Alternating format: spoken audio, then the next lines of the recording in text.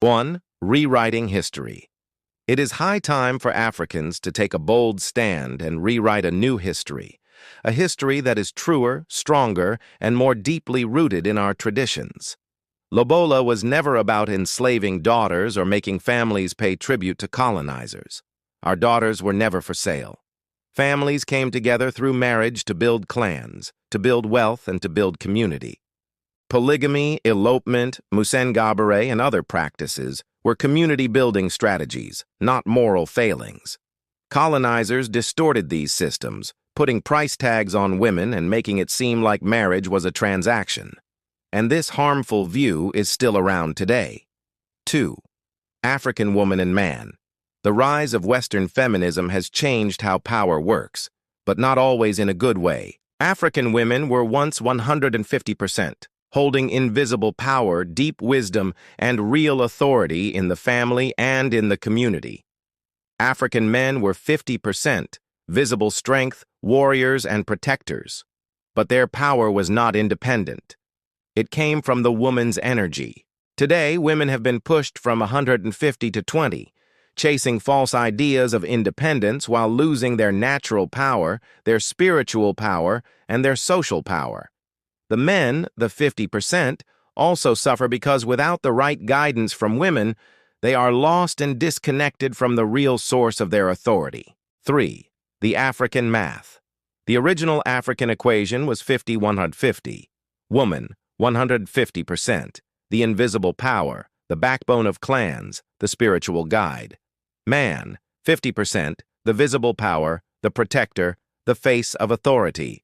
But this is not the Western 50-50 equality. It does not work like that in Africa. The natural balance of power was what made African societies strong, respected, and in tune with the spiritual world. 4. The way forward. We must reject the colonized idea that marriage is just a business deal.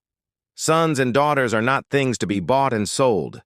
Families come together to build lineage, prosperity, and shared wisdom. It's time to wake up the 150 African woman. She must take back her invisible power, her deep wisdom, and her role as the root of society. We must also rebuild the 50 African man. He must reconnect with his purpose, his strength, and his connection to the power of the woman. When this sacred balance is restored, marriage, family, and society will thrive. Power is shared, not sold. Respect is given, not demanded. 5. The truth about modern relationships. Many women today say there are no good men, and they are partly right. But the problem is not just men. It's that the African system that raised real men has been destroyed. Real men still exist, but they are rare, and we must recognize them, honor them, and help each other rebuild. It's time to move beyond the low vibrations of modern ways, focusing on quick money, empty relationships, and ideas that have separated us from our true selves. African love, marriage, and family must be rebuilt using the wisdom from our ancestors.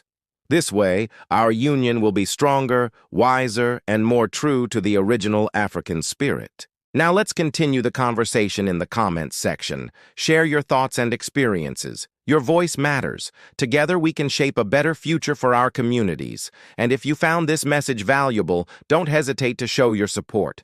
Your support helps amplify our message and reach more people. Stay connected for more insightful discussions on African culture, history, and empowerment. Thank you for being a part of our community.